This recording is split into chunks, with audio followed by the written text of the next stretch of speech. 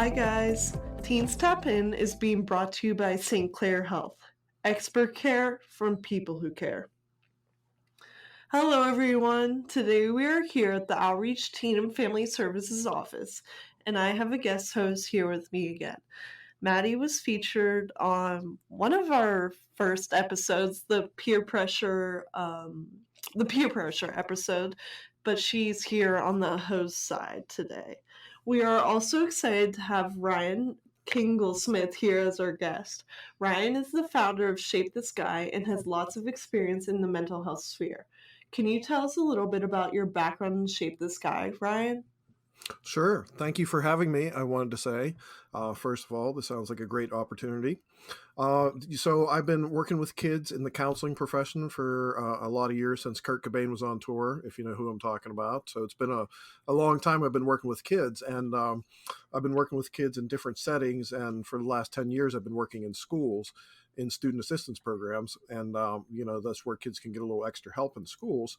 And I just kind of noticed over the last, since the advent of smartphones that, some of the struggles kids have been kind of, shared on social media and, there's mistakes being made out there. So I just started doing a lot of trainings around this to help adults kind of get caught up to the space where kids are using their technology. That's awesome. All right, so we are going to jump in here to what was formerly our Fast Five, but today it's just a few open-ended questions. Maddie, why don't you jump in with the first one? Okay, so our first question is, what is one thing that you're grateful for this week?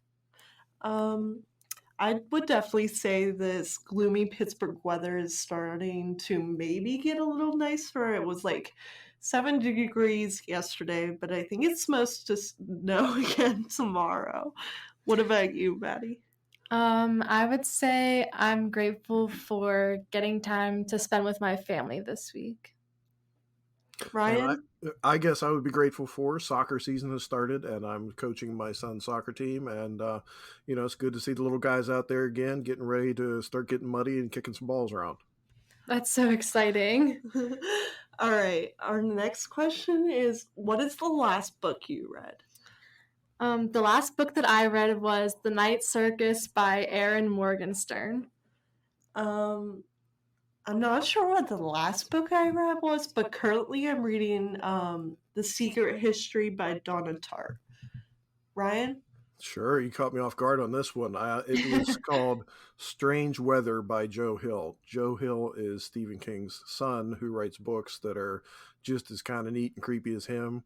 But he didn't go by his King name. He created the name Joe Hill because he didn't want anybody to know that it was Stephen King's son and get a good, easy book deal, basically. So he created this name Joe Hill to see if he could make it on his own, and he did. And then he eventually announced himself as Stephen King's son, and you can tell it's kind of along the same line. So it's really good stuff. Oh, that's a cool story. All right, Maddie, let's go with our third one here. All right, our last question is, what's your favorite thing to do in your free time? For me, I'd definitely say being outside, like in any way. I love being outside, like with my dog or with a book or traveling, anything outside. I'd say that I like to spend my free time with my friends, just hanging out and doing whatever. Ryan? I have to say I would agree with the being outdoors. I like to grab my mountain bike and go hit a trail and ride through the woods or a rail to trail, something like that. Awesome. All right. We're going to take one quick pause here and thank St. Clair Health for their generosity in sponsoring the first season of Teens Tap In. At St. Clair Health, we're always improving, building on our commitment to face the challenges of today, making an impact on the communities we serve so we can be stronger together. St. Clair Health, expert care from people who care. All right, Ryan. So we kind of have you here to talk about social media with us. So I think to kind of kick us off, Maddie and I can kind of talk about our experiences growing up as social media has evolved. I think we kind of grew up in a unique position because we weren't like the generation of iPad kids, really. I remember my leapfrog very fondly. But so we kind of had early technology. Like I remember moving from a leapfrog to a DS, and those were really cool because you could like message people on them. So that was new. But then I think we were probably in like third or fourth grade when Instagram got really popular. I mean, I don't think anyone had a Facebook page. I just made one for like college and roommate purposes, but um, it was definitely interesting. I mean, I have an older brother, so I feel like I learned a lot of what there was to learn through him. And I mean, sometimes that was a good thing, sometimes it wasn't a good thing. But I feel like social media, at least for me, has always been something that's kind of just like there. I mean, I definitely use it every day, but it's not something that I'm like frequently engaged with, or, I'm not like following new people all the time. I mostly just keep up with like my close friends on it. Um, I feel like I had maybe a little bit of a different experience than Caroline. I remember I got my first Instagram account when I was 9 because my best friend at the time had one, and I begged my mom to get it. And then the same kind of thing happened with getting my first Snapchat account. I was 13 and all my friends had it, and I begged and begged and begged. And finally, my mom said yes. And of course, the second I got it, my little sister, who's 3 years younger than I am, was allowed to. And I was like, you're kidding me. I had to wait till I was 13. But there was definitely a time where I was on, social media a lot more frequently than I am now. I think I've kind of stepped away. I check my accounts maybe like once or twice a day, but I would say compared to a lot of the kids our age, I'm not really on it that much anymore. Um, but I would say it's definitely like there's definitely more of an awareness about how it affects you now. And so I think a lot of people are starting to realize that they don't want to be on it all the time. Yeah, I definitely agree with that. I mean, I was the younger sibling, so it was kind of like that for my brother. Like when he got something, it was kind of like I was just shortly there behind him. Um, so I guess I was early to some of the trends, but I mean, I still never really like made it a big part of my life. There were definitely like, especially say during quarantine. I mean, that was the my way of like really keeping up with what people were up to. Especially like Snapchat, which is like bigger for communicating than Instagram, I guess you could say. And then in the last couple years, my guilty pleasure has really become TikTok. So, I mean, all these platforms have had such different roles, I feel like, in our life. I mean, people aren't really, at least the kind of TikTok content that I engage with isn't like influencer content, whereas like Instagram, you're seeing the perfect parts of people's lives. And then on Snapchat, mainly use it to communicate with my friends. So that's been my experience with it. Um, and I think I'm definitely very lucky to say I've never had a a social media or technology horror story really at all. I mean, I think kind of, keeping it in its box in my life and not letting it become such a huge part of, my engagement has really like helped with that. I think my parents were there for a lot of um, useful learning trials and tribulations, like making sure that I wasn't engaging with the wrong people, and making sure that I was being careful with the content both that I was consuming and that I was putting out. So I feel like in that sense, my parents have always been understanding of like, you know yeah, kids are getting phones, so how can I make sure that, my kid doesn't feel totally left out while at the same time keeping them safe? Yeah, I would say that when I was allowed to get into social media, there were lots of rules. At first, you know, it was, make sure you have a private account, and I still do have a private account. So I control, who follows me, who gets to see my page and my content and anything that I post. Um, and then, my mom always taught me a lot about being safe and making sure you know who you're actually talking to. And if someone, requests to follow you and it's a name you recognize, like make sure it's actually that person and not someone who's just posing to be someone that you may know.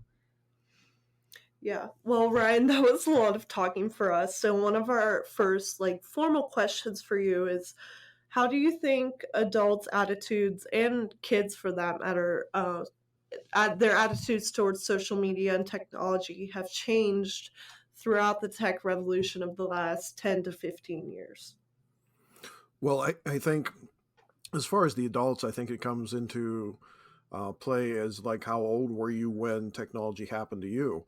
If you're an adult right now and you got your first iPhone when you were 16, and now you're like, let's say 26, you're going to look at it a whole lot different than the person that got their first iPhone when they were like 40, right? So, I think the younger you are, um, a couple things, the more easily you are to engage this, because pretty much anything that's in the world when you're born is kind of normal and ordinary, like what's the big deal, right? But anything that gets invented when you're older, this is a quote by the way from Frederick Douglass that came out of a book he wrote back in the day. I think it's The Hitchhiker's Guide to the Galaxy, or a different book, but anyway, there's kind of three stages of your response to technology. Anything that's in the world when you're born is kind of normal and ordinary. So for somebody who my kids, for example, an iPhone's always been around, so for them it's not a big deal. What's the big deal? People who were born kind of into technology in a way that it developed when they were young adults, 15 to 25, 35, and all this technology came out, they embraced it and they jumped on it and they made a living out of it. Think about like Mark Zuckerberg, he grabbed hold of it when it was coming out and he's like, I made Facebook, Twitter, think about all the, Google, all of these people that, jumped right on board and embraced it because they're at the right age, but they're also old enough to make a career out of this. But then think about people who, were older when technology came around, a lot more hesitation to get involved in it because, I don't need this. I don't have time for this. What's the big deal? I still like doing things the old way. So as a parent in any of those three categories, because that first category, if you're, we're 17 when the iPhone came out and you got one, and you're 27 now and you have, maybe a 8-year-old child, your ability and willingness to engage with your kids and teach them through technology is going to be way different than somebody who's just staying out of it. They don't want involved in it. Yeah, I think that's sorry, really insightful. There are so many, everyone was at a different stage of life and has their first memory of technology. And for me, whether that's my primitive leapfrog or when I could start to message and play Mario Kart with my friends on DS. I think it's sort of like one of those things, how did it become a part of your life and when did it become a part of your life? And I think, like you were saying, depending on where you were at, what was going on in your life, how old you were, or how maybe how your job was affected by technology. I think all those things sort of contribute to people's attitudes towards it. And I think too that people have to remember. I try to stay as relevant as I can. I work in a high school 3 days a week, right, and a middle school and elementary school. I'm hearing the stories all the time, so I hear about the latest thing, and that's what I do in my trainings is bring adults to the latest thing. But I think for let's say your parent who's got engaged 10 years ago in social media, let's say maybe Instagram came around I think in 2012, so let's say that they were like 15 and they got Instagram in 2012. you kind of have to progress with it through the time, because Instagram 2012 is a whole lot different than what Instagram looks like now, right? But if you're still in the mindset, oh yeah, I had Instagram when I was a kid, well, there's different stuff on there. There's different influencers. It's being used different. There's marketing on it. There's people trying to make a business out of this, where 2012, it was just posting pictures of your food and putting a nice filter on it, right? It was a whole lot different. So how it's used, you can't stay in your frame of reference from when you used it. And I think that's very important for parents when they're with kids, is like, hey, if you want your kids to be on Instagram, you should be on Instagram to know what the current trends and how it works. If you want your kids to be on TikTok, you should be on it and understand how it works. Same thing with Snapchat or any of this stuff. You don't have to use it at the level the kids do, but know how it works, how it functions, the influence that are on there, what's going on, the appropriate content, the inappropriate content, and then you have to see if that matches your family's values, and at what age it's okay for you to allow your children on that. I have, second graders on TikTok, right? And like when I talk to high school girls like yourself, high school kids, they're not too keen on second graders being on TikTok because they just don't think it's a good thing. But, I think it's I just didn't know what I didn't know when, parents aren't engaged with TikTok themselves. Yeah. I think, as a teenager, it's kind of hard to get older generations to grasp our perspective on social media. Like, one of my, like, one thing that comes to mind is the big congressional hearing that was happening, with what's now branded as Meta, but like about Facebook and Instagram. And the one, I guess it was probably a representative, he was, like berating this poor woman from Facebook, asking her, will you commit to ending Finstas? And he said it like 3 times. And I think, Finstas are, it's not like a service they offer. It's kind of a way that people just engage with Instagram, like a separate account for your close friends. And I think, just seeing that kind of understanding makes it harder to, or that kind of misunderstanding makes it harder to um, want them to understand. Like, if, if this is the perspective we're going to have on it, then at what point is, bringing these generations to understanding a sort of lost cause? No, and I agree. So like you can't end a Finsta because it's not really an app, it's a behavior, right? So it's like how the kids use it. You have this fake Instagram, right? And I haven't even really heard that term in a long time. So I'm not sure if kids are really still claiming them to be Finstas or spam accounts or whatever, but it's really the behavior. I tell parents all the time, like if you did a Google search for dangerous apps, that freaks parents out. Dangerous apps, dangerous apps. They ask me, hey, you're gonna talk about dangerous apps, right? And I'm like, do Google search for dangerous apps. You're going to get like 500,000 responses. But there's no app that's really dangerous. Like Instagram isn't dangerous, but it's the behaviors on it that could turn dangerous. So if I get on Instagram and post a picture of my driver's license, that's a risky behavior that could turn into a dangerous situation. Now you know where I live. It wasn't Instagram that did that. You can't beat the app up for that. It was the person's behavior. So I always talk to parents about, let's understand the behaviors. And if you're going to allow your kid to use Instagram, that's fine. But maybe you don't want them to create this, separate account, the Finsta, so to speak, right? Then you have to talk to them about the behaviors and being responsible with that. Yeah, so kind of to build off of what we were just talking about, Maddie, you want to take this one? Yeah, so our next question is from the perspective of a teen, sometimes it kind of feels like adults have a misunderstanding of what social media actually is, and then therefore they have an automatic aversion to it. So how can we best change this like generational apprehension and make, adults more understanding of what it is? Yeah, so I think that's hugely important that we bridge this gap.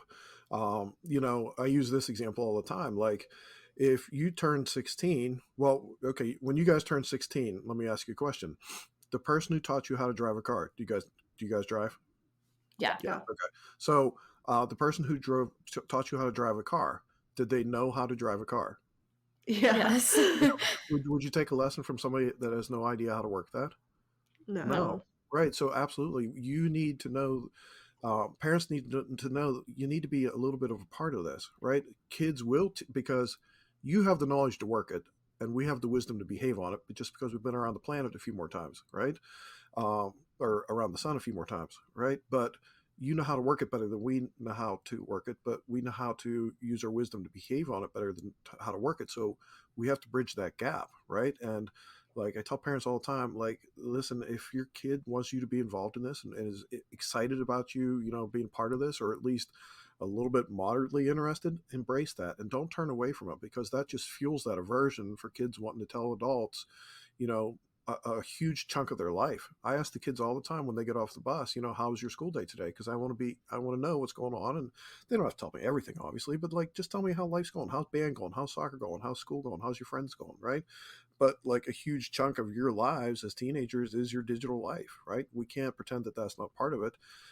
So we need to be in there and involved, and bridging that gap between wisdom that we have, the knowledge you have, is crucial. And I think us adults have to push that narrative a little bit, because, I feel like teenagers aren't going to offer that up if they think adults are just going to be like having this aversion to it. Like, I don't want to deal with that. Like, I'm an old cranky person. I don't want to deal with technology, right?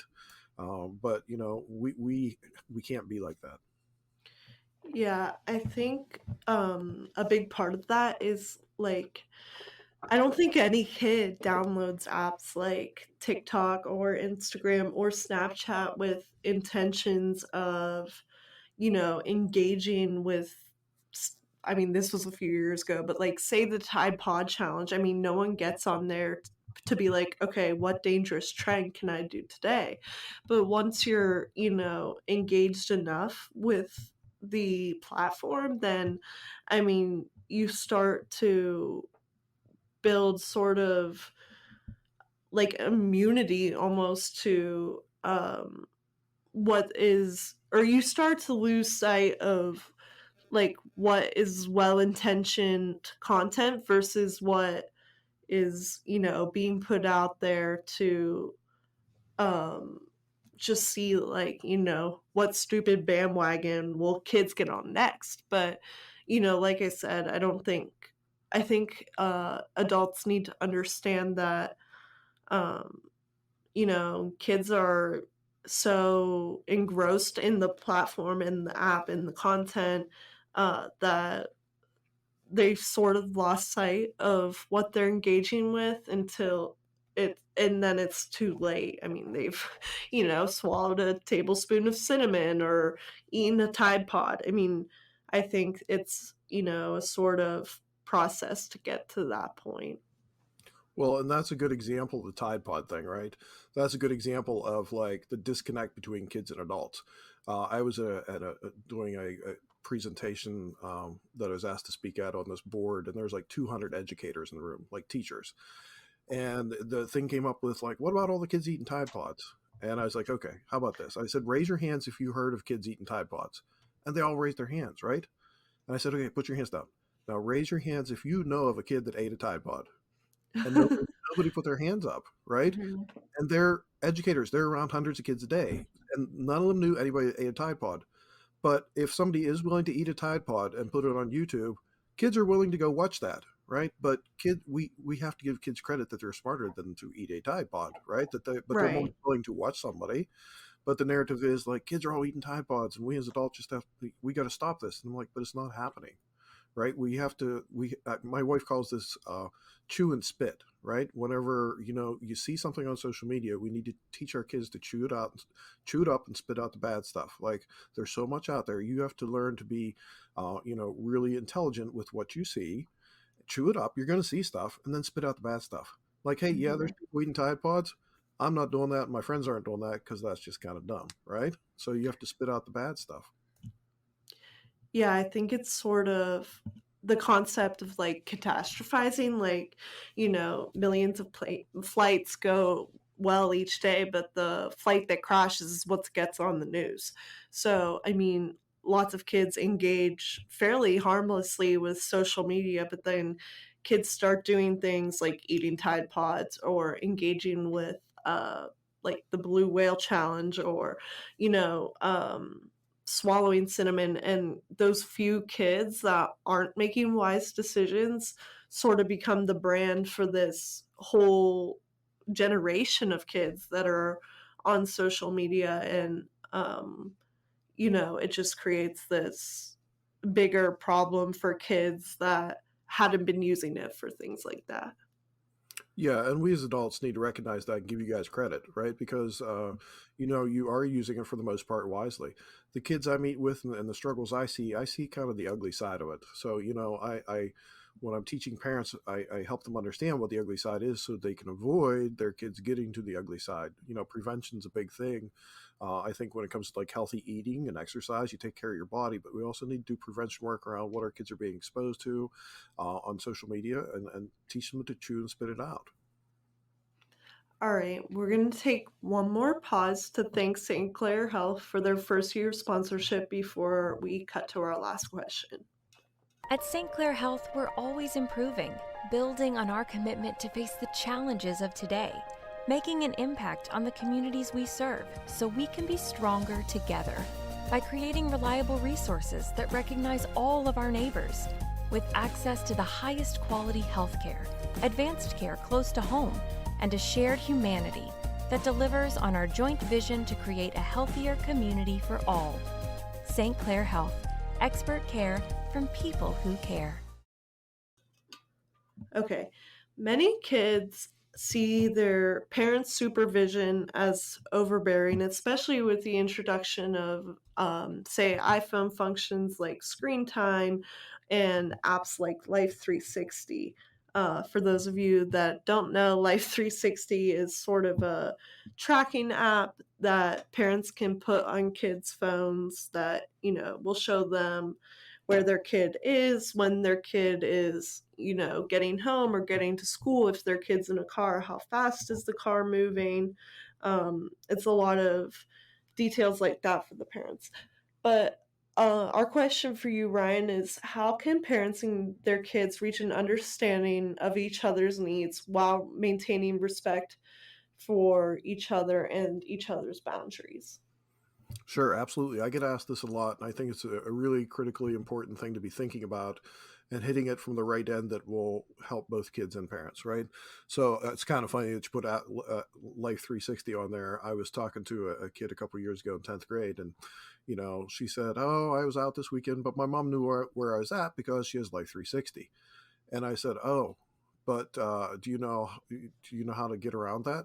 And she's like, "Yeah, just turn it off, or I do this and this and this." She said, "When you put those things on our phone, it makes us smarter." And I said, "Please explain." And she said, and you're both nodding, and she said, "Well, when you put those on there, we learn the technical skills to turn it off or evade it, right?" And I'm like, Mhm. "Okay, that's fair, right?" So, I think it starts at a young age, having those conversations about responsible use. My kids started with elite pads just like you did, right? And then we moved through these little MP3 players, and then we have the family iPad, right? And we got that probably when they were like 6 and 8. Now we call it the key word here is the family iPad. That way it's not his or hers, right? There's no possessiveness, and we taught them through a slow process how to use it, be responsible, play age appropriate games, right? And now they're starting to text a couple of friends that we've, approved of, and they know that we can go back and check their messages. We don't check all of their messages, but just a spot check here and there, and they're totally fine with that.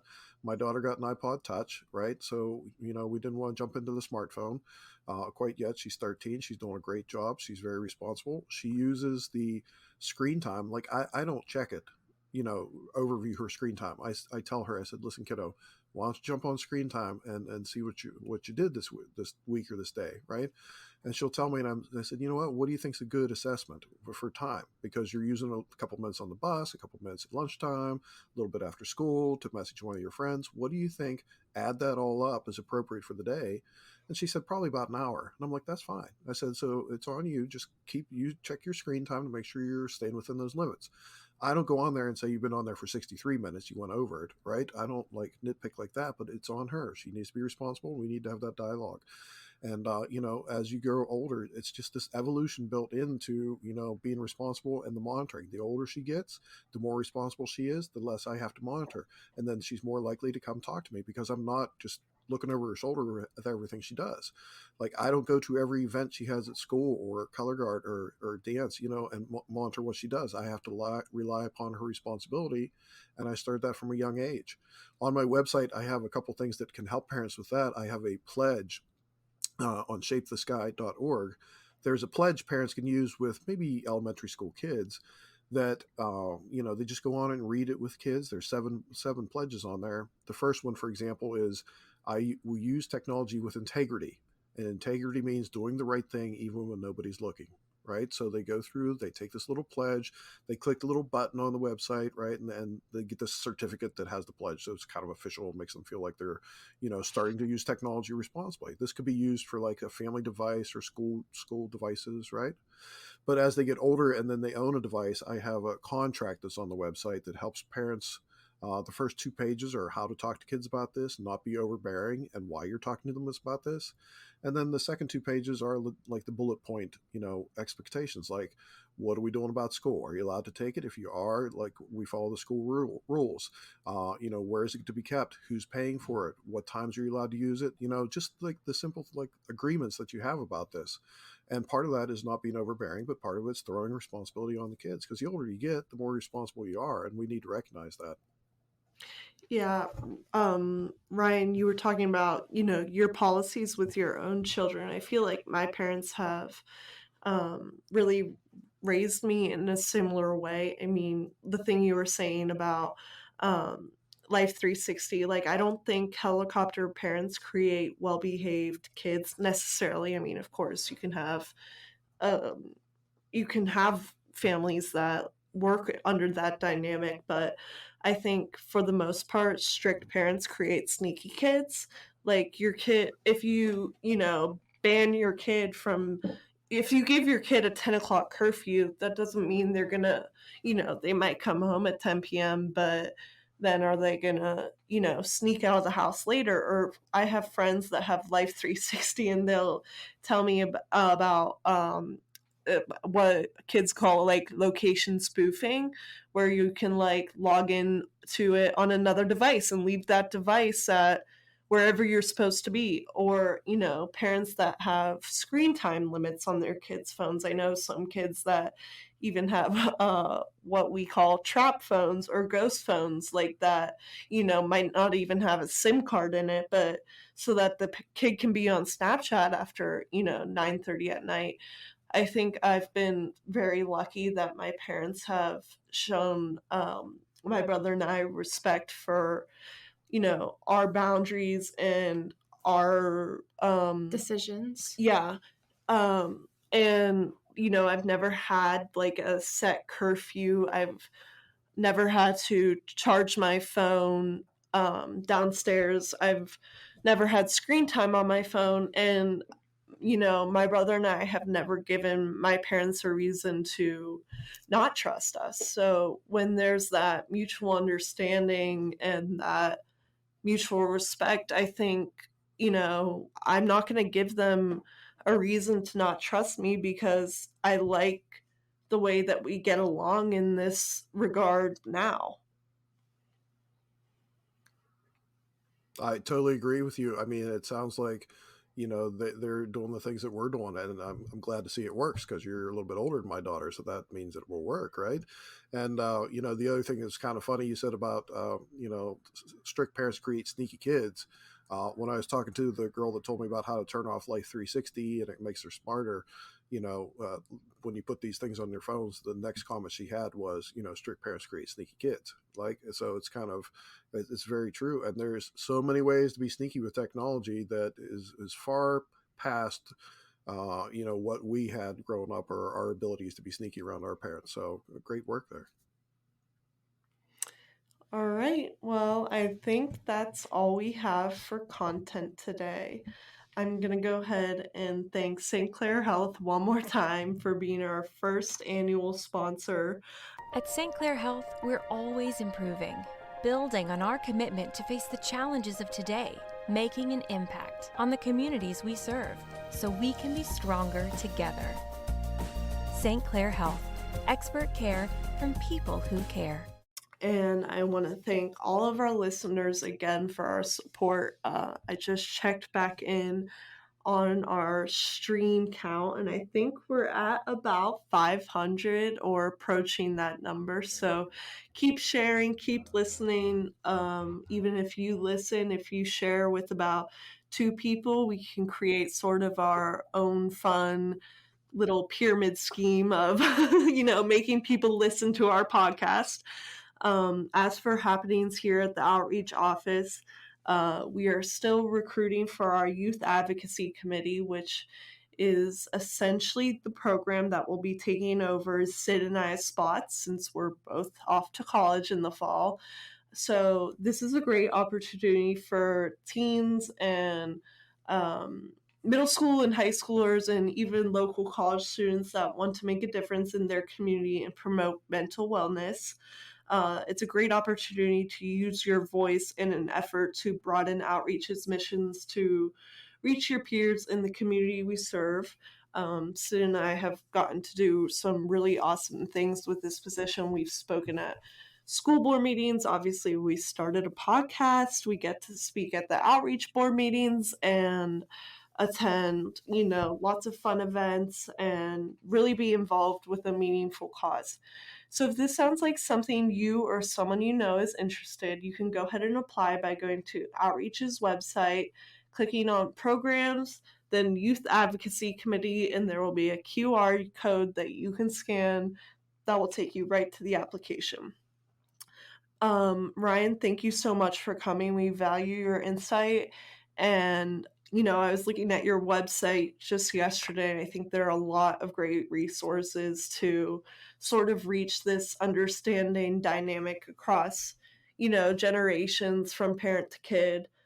So, on behalf of teens, thank you for the work you're doing to help our parents understand and to help us be smarter consumers. All right. Well, thank you for having It me. was a pleasure. And Maddie, thanks for guest hosting with us. Thanks for having me as well.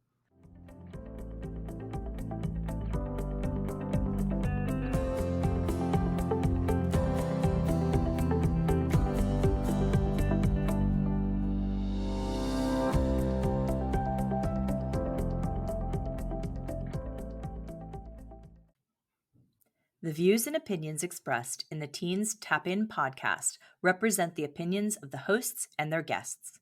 The views and opinions expressed by Outreach Teen and Family Services employees, donors, and volunteers are their own and do not necessarily reflect the view of Outreach Teen and Family Services or the show's sponsors. The content here should not be taken as counseling advice. The content here is for informational purposes only, and because each person is unique, please consult your mental health provider or physician for any mental health counseling or other medical questions. The podcast should not be used in any legal capacity whatsoever, including, but not limited to, establishing a standard of care in a legal sense, or as a basis for expert witness testimony. No guarantee is given regarding the accuracy of any statements or opinions made on the podcast. If you find any error in any of the content of the podcast, please contact us at podcasts@outreachteen.org. Outreach Teen and Family Services, its sponsors, donors, and partners expressly disclaim any and all liability or responsibility for any direct, indirect, incidental, special, consequential, or other damages whatsoever arising out of any individual's use of, reference to, reliance on, or inability to use this podcast or the information presented in this podcast. Please go to www.outreachteen.org to see the complete notice and disclaimer for the podcast episodes.